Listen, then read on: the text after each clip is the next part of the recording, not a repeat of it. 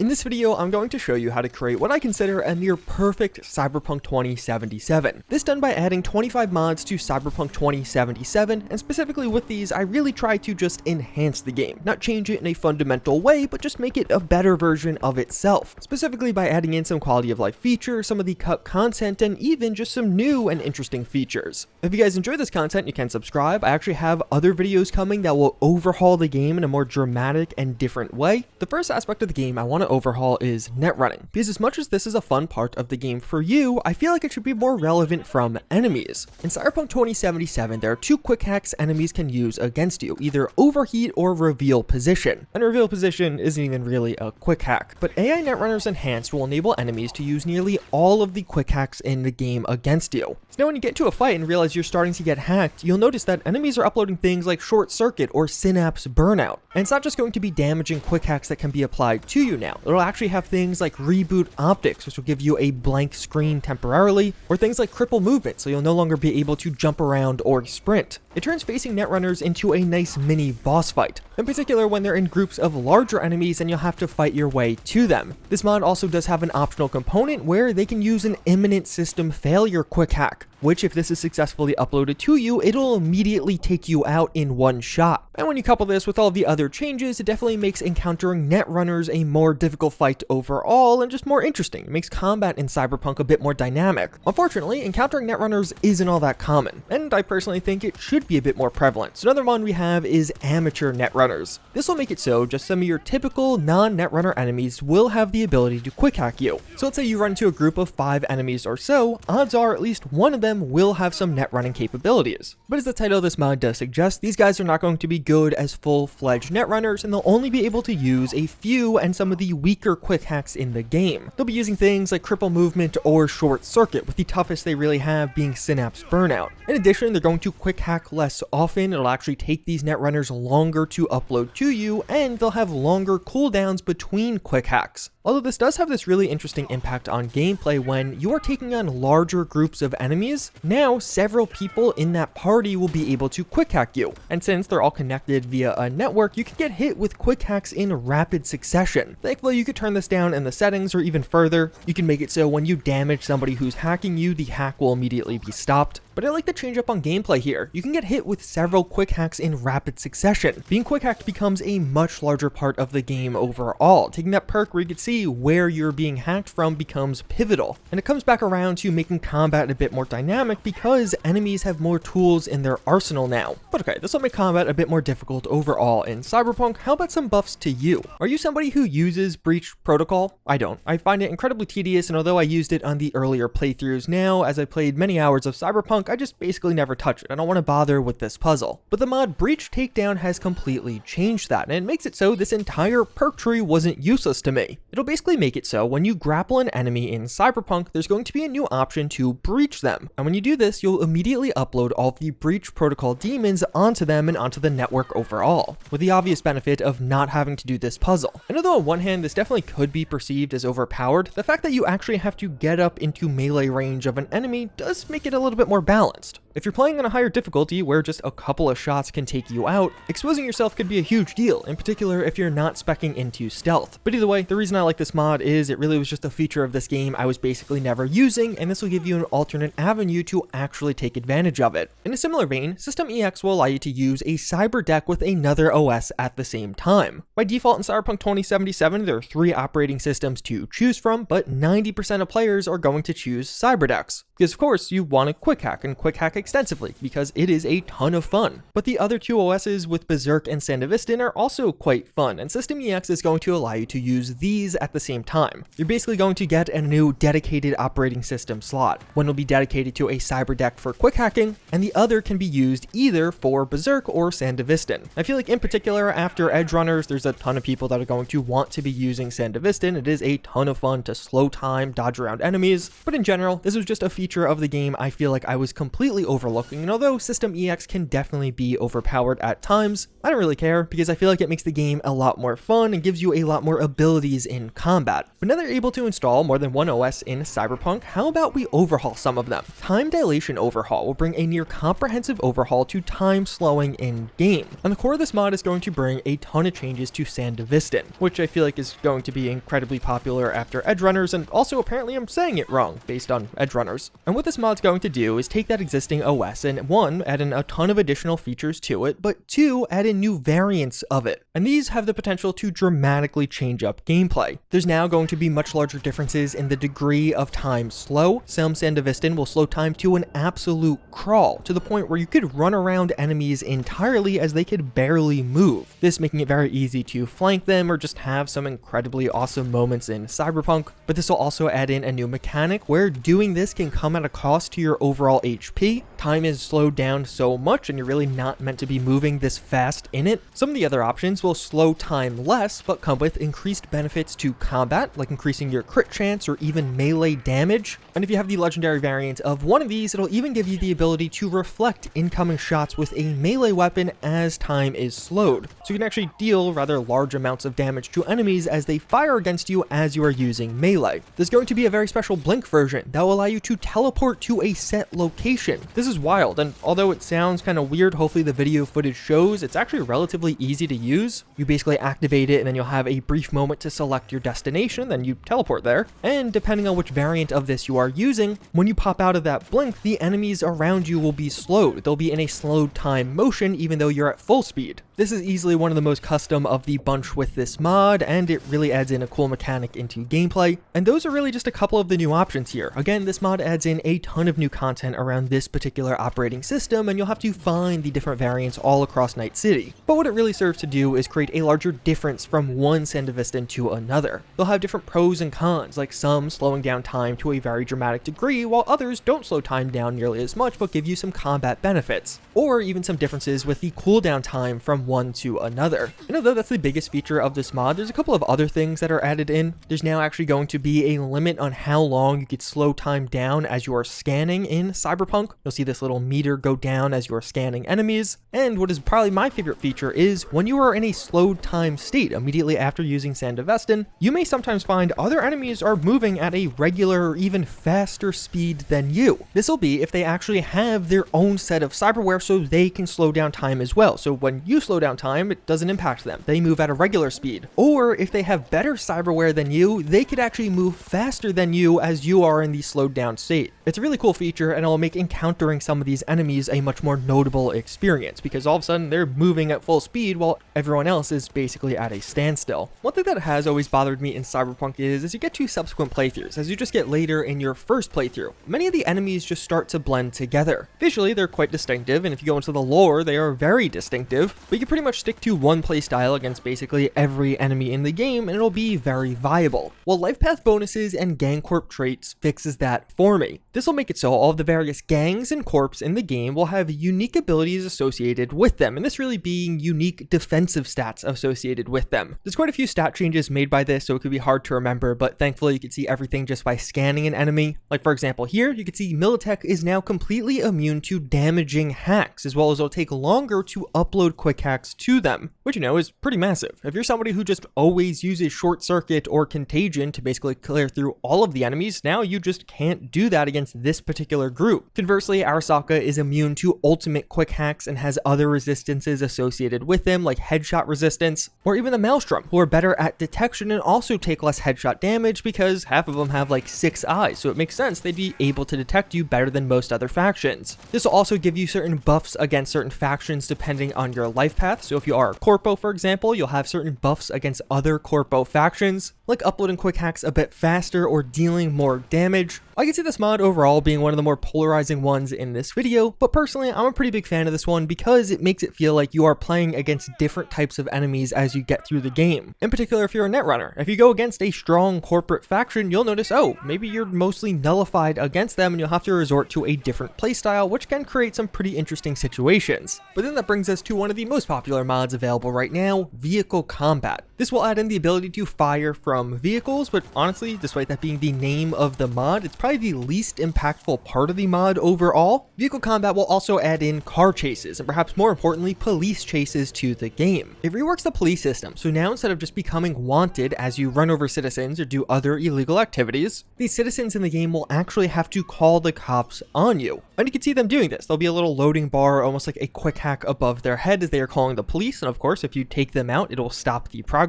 From there, the police will no longer just spawn right behind you 50 feet away, but rather will actually spawn around the block in police cars, then slowly drive up to you. I think it's a really nice change as it creates a more natural flow to the police. They are still technically spawning out of thin air, but you basically never notice this now, because it's either going to be around the block out of sight or even just behind other cars so you can't actually tell. And then they'll drive over to you and get out of their cars if you are out of a car and start attacking you. From there, the police can also call for backup and more police will spawn as the fight goes on, or you can run away and the police will actually chase you here. There are full-on police chases in Cyberpunk with this mod. And one of the pretty cool parts is, of course, the police can fire at you. You can technically fire back at them, although controlling a car while driving, very difficult. And while the police are chasing you, they can continue to call for backup. So you may start with a relatively small police chase that gets very large over time if you keep it going for a while. Max Tac gets some buffs and new abilities with this mod. So if Max Tac does actually show up, if you do get 4 stars, it will be a significantly tougher fight and there will be more unique variants that do pop up. And even beyond all of this, the police changes, many of these changes will apply to gangs also. If you assault a gang location, they may call for backup, which will then show up in vehicles, and of course you can have car chases with them, but just in general it kind of creates this interesting dynamic where you almost have a sort of time pressure as you're assaulting a location. Over time, more enemies will start to show up and more waves of enemies can come if it goes on for too long. But of course, you could just take out the caller before they finish the call to negate all of that. But one of the very nice things about vehicle combat is there are a variety of other small changes to the game to make things really function a bit better. Vehicles will have more health overall, especially larger vehicles, so you'll actually be able to survive long enough to have a police chase. Ramming vehicles will now deal damage to the people in them, so you could actually take out people by ramming cars hard enough, as well as the enemy driving and chase AI is overhauls for this, so you can actually have functional police chases. But now the fact that the police can actually chase you if you get wanted, it may be kind of annoying to have the police after you if you're trying to do something else and you accidentally get the cops called on you. So a great tandem mod to use with this one is Corrupt NCPD. This is going to add in a new phone number that you can call where, for a price, you can immediately get rid of your entire wanted level. The price you'll have to pay will scale depending on how many stars you have, and it can be configured by you. But perhaps bribing the NCPD is a bit out of your price range, or you just want to get rid of police the old-fashioned way. If that's the case, you may want some additional vehicles to use during these police chases, and the virtual car dealer will give you the ability to purchase a wide array of vehicles that you typically couldn't right from your computer in your apartment. And this actually has a pretty nice mix. Some of these vehicles you could just never get for yourself in your own garage, despite them spawning in Night City. And some of the other ones are vehicles that you can get in your garage, but different variants of them, and many times much cooler variants of them. It's a relatively simple mod, but with how often you are driving in Night City, it does feel nice to have a lot more variety. And the mod Car Modification will give you even more options. It will add in a new location that you can drive up to and apply all sorts of performance-based mods to the vehicles in your garage. So there's nothing cosmetic going on here. You can't change the paint job or the tires or things like that, but rather you could change things like the handling on a vehicle, its top speed, its acceleration, or even things like braking or tuning the vehicle to a degree so you could actually change its gearing somewhat with some of these modifications. So on one hand, you could really improve the handling and performance of already fast vehicles in the game, making them easier to control overall and just much more maneuverable. But what I find even more fun in this mod is you could take pretty much any vehicle that you have in your garage and that you already love and make it pretty good. So you could have some ridiculously fast vehicles that typically are quite slow in the game. It might take hundreds of thousands of eddies to apply all of the appropriate upgrades here, but sometimes it's worth that. And it is really fun to basically have all of the vehicles in your garage be viable because you can customize them to be the fastest vehicle in your garage or the best handling vehicle in your garage if you want to. And a nice little extra mod to add on to this is Bike Overhaul. It's a new mod that will vastly improve the handling and speed of the motorcycles in Cyberpunk 2077.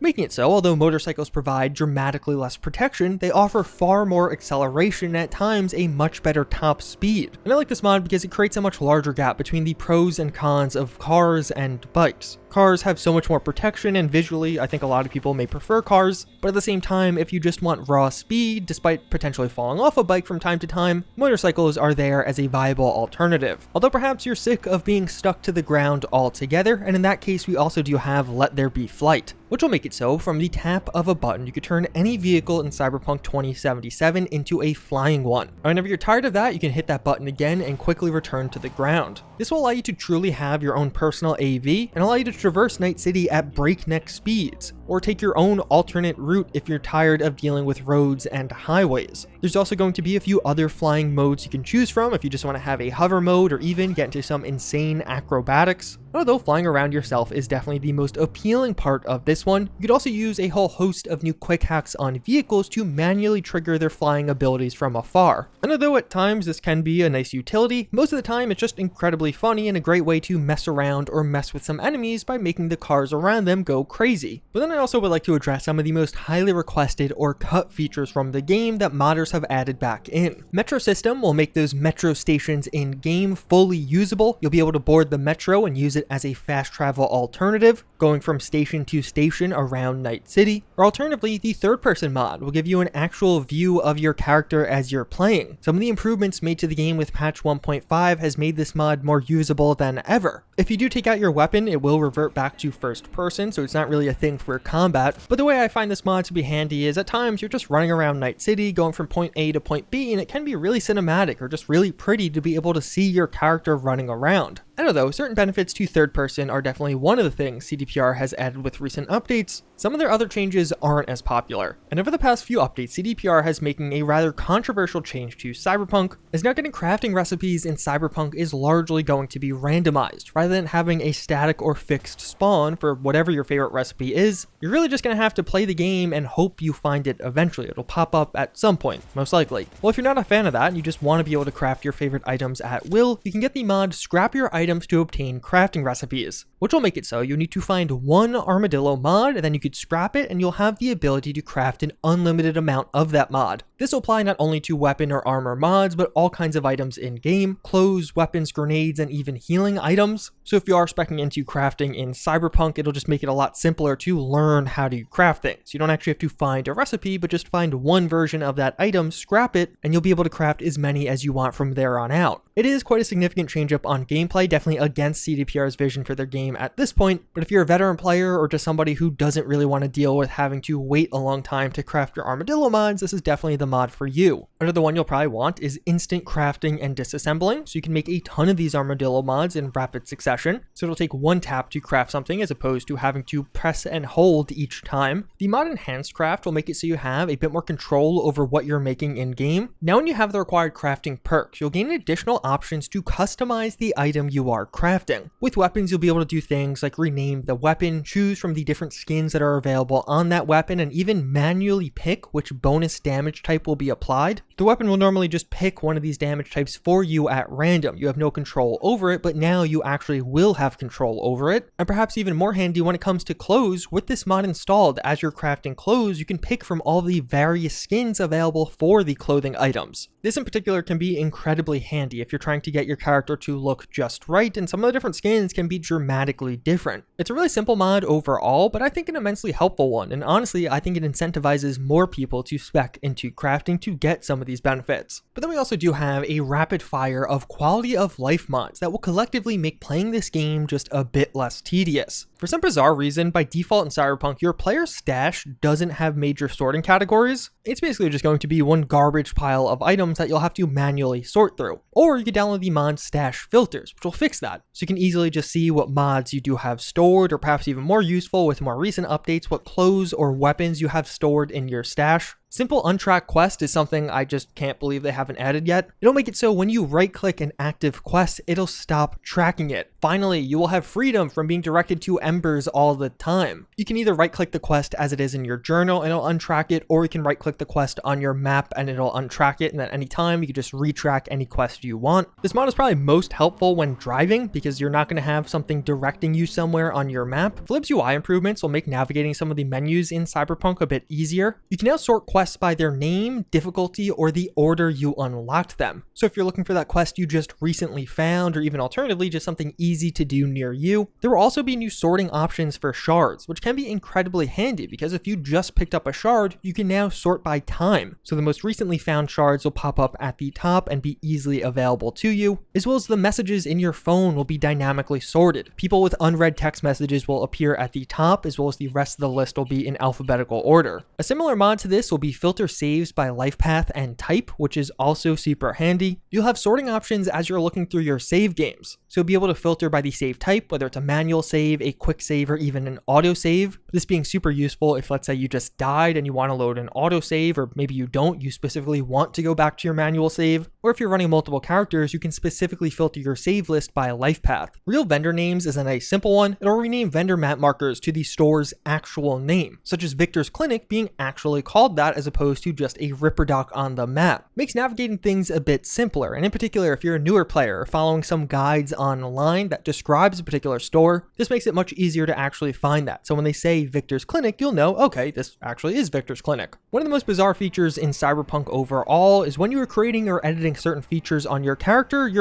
will actually touch them in game. They'll play an animation where they're touching their face and moving slightly, which is really annoying because then you can't see what you're editing. You might be halfway through picking your jaw and then you just can't see the jaw anymore. Standstill Please removes that from the game completely. So now as you're editing things like your eyes, nose, or other aspects of your face, your character will be perfectly still, as they should be. Also in Cyberpunk, upon taking out an enemy, there's an odd tendency for enemies' bodies to turn almost into a board and basically just flatten out upon death. Many also stretch out their leg in this weird manner. It's really common if you play the game enough, or even just after watching this video, you'll start to notice it. But the ragdoll physics overhaul will change that, and it's actually a pretty simple mod in that it's just going to make it so when you take out an enemy, they more or less just turn into a full ragdoll. They'll fall to the ground, being manipulated by whatever things are around them, whether it be their environment or even other enemies walking by. And it's a really small but a really nice one, and again, once you notice enemies turning into a board, you'll start to notice it all the time. And last but not least, an incredibly handy one is zoomable scopes. It's going to add in zoom levels for all the various scopes in the game. This being particularly convenient if you're using a rifle or a sniper rifle, so you can actually zoom in even further to get a closer look at that enemy. But it'll apply to nearly all of these scopes, and different scopes will have different degrees of zoom. So you could zoom in 2 times, you could zoom in 1 time, depending on the item. But overall, yeah, those are 25 mods that I think serve to improve Cyberpunk 2077 without dramatically changing the type of game it is. I think this video in particular is great for those of you that are really just getting into the game or even thinking about starting a new playthrough. I'm not trying to dramatically change up the gameplay in a significant way, but rather just add on top of it, make things feel nicer at times, or even a couple of extra features that add a bit more depth to the existing systems. With that said though, hopefully you guys did find this one informative. If you did enjoy it, you can get subscribed. I'm going to have several more mod videos coming, but otherwise I thank you all again for watching. I hope you enjoyed, and I hope to see you all next time. Later.